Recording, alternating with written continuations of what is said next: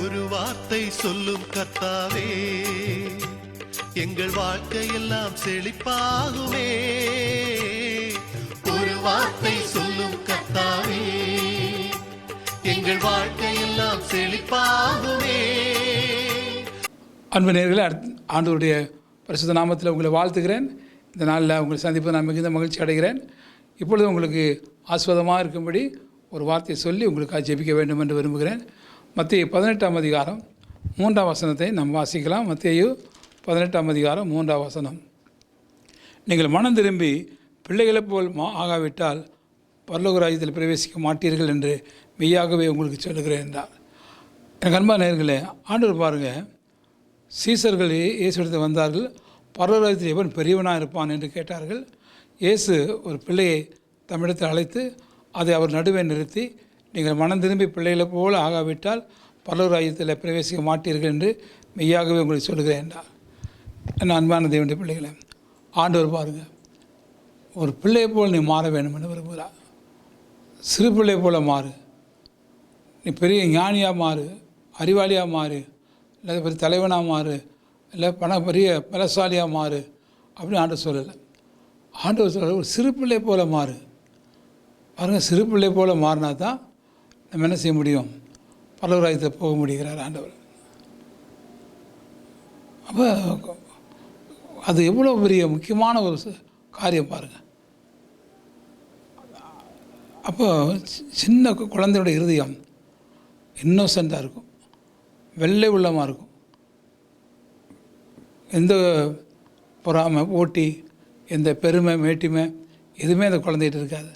அந்த குழந்தையின் இருதயம் பார்த்திங்கன்னா அவ்வளோ ஃப்ரீயாக, அவ்வளோ தாழ்மையாக, அவ்வளோ எளிமையாக, அவ்வளோ கள்ளங்கப்படம் இல்லாமல் இருக்கும். ஆண்டவர் சொன்னார், கள்ளங்கப்படு இல்லாமல் நீ வாழ வேண்டும். ஒரு குழந்தைய போல் மாறணும்.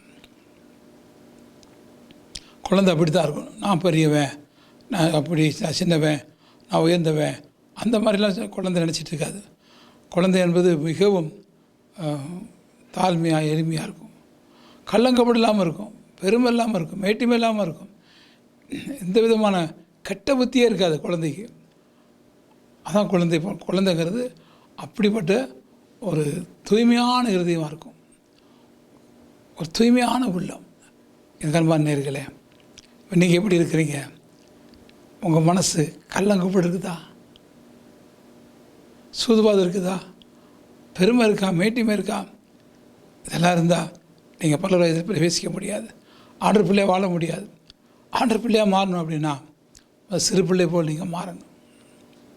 சிறு பிள்ளை போல் மாறினா நிச்சயம் ஆண்டவர் உங்களை அளவில்லாமல் ஆசீர்வதிப்பார். அவர் இந்த பூமியில் ஊழியம் செஞ்சுட்டு இருந்த போது கூட சிறு பிள்ளைகளை இடத்துக்கு வருவது தடை பண்ணாதீர்கள், பரலோக ராஜ்யம் அப்படிப்பட்ட உடையது என்று சொன்னார். சிறு பிள்ளைகளை எங்கே போனாலும் கூட வச்சுக்கிறவார். சிறு பிள்ளைகளை அப்படி நேசிப்பார். சிறு பிள்ளைகளோட கூட நேரத்தை செலவு செஞ்சார். சிறு பிள்ளைகளை அவர் மறந்ததே கிடையாது. சிறு பிள்ளைகளை அவர் ஒதுக்குனதே கிடையாது. சாதி மத பேதம் இல்லாதபடி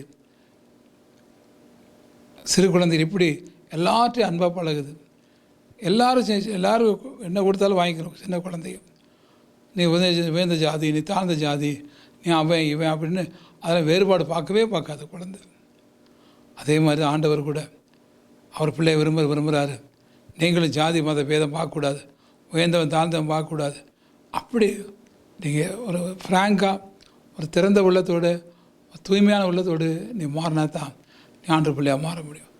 அது இயேசு தான் உங்களுக்கு உதவி செய்வான். இயேசு அப்படிங்கிற வார்த்தை உங்கள் வாழ்க்கையை மாற்றிடும். அதான் பைபிளில் போட்டிருக்கு, கிறிஸ்துக்குள் ஒருவன் இருந்தால் அவன் புது சிருஷ்டியாக இருக்கிறான், பழையவர்கள் ஒழிந்து போயின, எல்லாம் புதிதாகின என்று சொல்லி. ஆக பழைய காரியங்கிறது இந்த உலக காரியம். இந்த உலகம் மனசுக்குள்ளே இருக்கக்கூடாது. புதிய இருதயத்தோட, தூய்மையான உள்ளத்தோடு நீ வாழும்போது ஆண்டவர் நிச்சயமாக உங்களை ஏற்றுக்கொள்வார். சிறு குழந்தை போல மாறணும். சரியா? ஜெபம் இல்லாமா? நல்ல ஆண்டவரே, இந்த அருமையான வேலைக்காக ஸ்தோத்திரம். அன்பு நேயர்களை ஆசீர்வதியும் ஆண்டவரே, சிறு குழந்தை போல மாற உதவி செய்வீராக. நீ அதுதான் விரும்புகிற தேவன் ஆண்டவரே. கள்ளங்கப்படு இல்லாமல், சூதுவாது இல்லாமல் ஆண்டவர், எந்த விதமான உலகம், மாம்சம், பிசாசு அவங்களுக்கு இல்லாமல் முழுக்க ஆண்டவர் உண்மை போல மாறணும் ஆண்டவரே. உங்கள் இருதயம் அப்படி தானே இருக்குது சாமி. நீர் ஆண்டவரே கள்ளங்கப்படில்லாத தேவன், கள்ளங்கப்படாத தூய்மையான உள்ளத்தை உடையவர். அதே போல் நம்முடைய பிள்ளைகளுக்கும் தூய்மையான உள்ளத்தை கொடுத்து ஆசீர்வதியும். ஆசீர்வதிசாமி. உம்மை போல மாற்றுங்கப்பா. இயேசுவின் நாமத்தை ஜெபிக்கிற நல்ல பிதாவே, ஆமேன் ஆமேன். அன்பு நேயர்களே, கர்த்தர் உங்களை ஆசீர்வதிப்பார். நிச்சயமாக உங்கள் இருதயமானது தூய்மையான உள்ளமாக மாறும். இயேசு ரத்தம் உங்கள் இருதயத்தை கழுவும். எல்லா கள்ளங்கப்படெல்லாம் மாறி போயிடும். அவர் பிள்ளையாக நீங்கள் மாறணும். தேவன் தான் உங்களை ஆசீர்வதிப்பாராக. ஆமேன் ஆமேன். உம் வார்த்தையிலே சுகம், உம் வார்த்தையிலே மதுரம், உம் வார்த்தையிலே எல்லாம் சந்தோஷம். ஒரு வார்த்தை சொல்லும் கர்த்தா